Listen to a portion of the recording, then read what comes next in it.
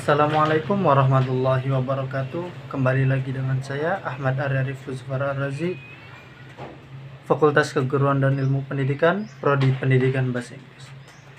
Kali ini saya akan sedikit menjelaskan dan menyuarakan kepada kalian semua tentang bahaya korupsi. Sebelum mengantisipasi apa itu korupsi, saya akan menjelaskan terlebih dahulu definisi, penyebab, dan dampak terjadinya korupsi. Menurut Kamus Besar Bahasa Indonesia, korupsi adalah penyelewengan atau penyalahgunaan uang negara, perusahaan, organisasi, yayasan, dan sebagainya. Sementara itu, menurut hukum di Indonesia, pengertian korupsi adalah perbuatan melawan hukum dengan bermaksud memperkaya diri orang lain, baik perorangan maupun korporasi, yang dapat merugikan keuangan perekonomian negara. Berdasarkan Undang-Undang Nomor 31 Tahun 1999, Jungko, Undang-Undang Nomor 20 Tahun 2001, ada 30 delik tindak pidana korupsi yang dikategorikan menjadi 7 jenis. 1. Kerugian keuangan negara. 2. Penyuapan. 3. Pemerasan. 4. Penggelapan dalam jabatan. 5. Kecurangan. 6. Benturan kepentingan dalam penggandaan barang dan jasa. 7. Gratifikasi. Nah, sebelum dilanjut, apa sih penyebab korupsi? Penyebab korupsi terbagi menjadi dua bagian, yaitu yang pertama faktor internal dan kedua faktor eksternal. Nah, dari sini kita lebih tahu penyebab korupsi ada dua macam, yakni internal dan eksternal. Faktor internal antara lain aspek perilaku individu yang berutama sifat ketamakan, moral yang kurang kuat, gaya hidup yang terlalu konsumtif. Yang kedua, adanya aspek sosial, yang dimana korupsi bagi kalangan orang adalah hal yang lumrah. Akan tetapi, menurut hukum itu sangat berbeda dan merujuk kepada kepuasan duniawi dan tidak mementingkan kepentingan orang lain, melainkan lebih keegoisan diri sendiri. Yang kedua, yakni faktor eksternal. Faktor eksternal terbagi menjadi 4 macam. Yang pertama, aspek masyarakat terhadap korupsi. Nah, yang pertama ini sangat lumrah bagi kehidupan masyarakat luas.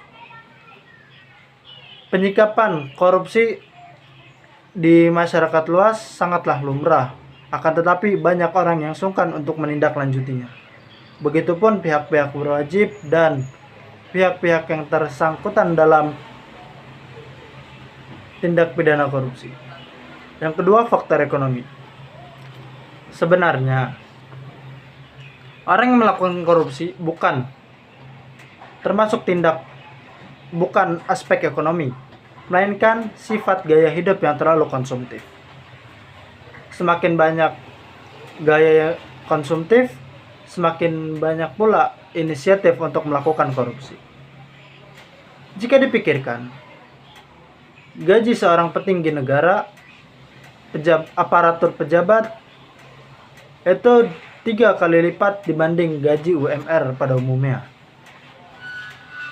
Bagi kalangan orang awam, 3-4 kali lipat itu adalah hal yang luar biasa. Akan tetapi bagi mereka 3-4 kali itu ibarat melakukan perdagangan stand atau biasa disebut sebagai kaki lima maupun sejenis angkringan. Yang ketiga, faktor politik. Jelas sekali. Faktor politik di Indonesia ini sangatlah kuat. Mulai dari Partai Demokrasi, Partai Perjuangan, banyak sekali partai-partai yang mengedepankan intelektual bangsa dan memajukan keekonomian negara dan kesejahteraannya. Akan tetapi banyak dari partai politik yang kurang memahami dampak akan terjadinya hal-hal tersebut. Yang terakhir adalah faktor organisasi. Faktor organisasi sendiri lebih merujuk kepada faktor politik. Banyak sekali ormas-ormas yang berdasarkan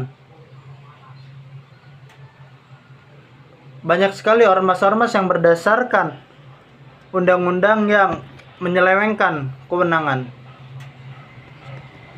entah itu dari pungutan liar maupun gaji-gaji yang kurang memuaskan bagi petinggi organisasi. Dampak terjadinya kasus korupsi. Yang pertama, melambatnya pertumbuhan ekonomi.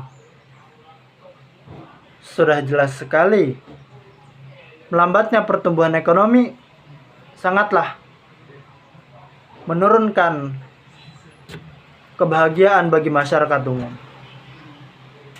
Karena di negara berkembang ini, uang adalah segalanya dan segalanya itu butuh uang. Yang kedua adalah menurunnya investasi. Menurunnya investasi bagi perusahaan, yayasan, lembaga, baik itu lembaga masyarakat maupun lembaga pendidikan, sangatlah penting, terutama bagi pendidikan di Indonesia dan lembaga keuangan maupun perusahaan-perusahaan yang menginvestasikan dananya ke negara kita. Yang ketiga adalah meningkatnya kemiskinan. Meningkatnya kemiskinan adalah suatu dampak yang paling buruk bagi tindak pidana korupsi. Sebagaimana yang kita ketahui, di negara berkembang, uang adalah segalanya dan segalanya itu butuh uang. Keempat, yakni meningkatnya ketimpangan pendapatan. Meningkatnya ketimpangan pendapatan sangatlah berbanding terbalik dengan adanya sekarang. Sebagaimana kita ketahui bahwa UMR per daerah itu sangatlah berbeda-beda. Akan tetapi gaji para petinggi-petinggi 2-3 kali lipat lebih tinggi daripada gaji biasa. Yang terakhir, menurunnya tingkat kebahagiaan masyarakat suatu negara. Jika dilihat dari riset, menjelaskan bahwa Indonesia masuk nominasi ke-40 dari 170 negara. Berbanding terbalik dengan negara Denmark yang tingkat bahagia ke-5 dalam 140 negara. Nah, tadi itu adalah dampak, pengertian, dan penyebab korupsi. Upaya pencegahan korupsi, yakni menanamkan nilai religi, menanamkan nilai moral, tidak bergaul di lingkungan yang konsumtif, jadi pemimpin yang berintegritas, dan beri hukuman berat kepada koruptor. Maka dari itu, saya undur diri. Apabila ada kesalahan, mohon dimaafkan. Jangan lupa untuk protokol kesehatan, stay safe, jagalah kesehatan, dan jauhilah tindak pidana korupsi. Anda korupsi, menurunnya hakikat negeri. Terima kasih. Assalamualaikum warahmatullahi wabarakatuh.